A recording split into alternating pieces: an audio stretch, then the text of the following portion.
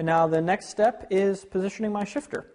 And as you can see, I have a wide range of areas where I can put the shifter. If I wanted to, I could move my brake lever in and put the shifter inboard even. I preferably like to have my shifter more up and down. So the easiest lever to grab is the downshift lever instead of the upshift lever. Some people run it so the upshift lever is easier to grab. What I'm going to do is take my 5mm wrench, and I'm going to use the ball end, which see how it's got a three-sided head, which makes it easier instead of the square end. I'm going to lightly tighten it up with the ball end because it's just easier to get in with.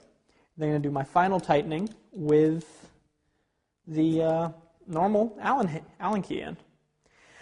And sometimes when you're using a different brand of brake lever and shifter, because Avid and SRAM are all part of the same company, so their stuff is really designed to be integrated and work together,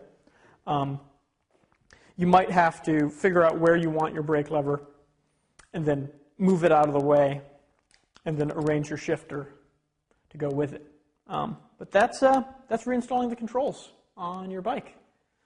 Make sure everything's tight and have a good ride.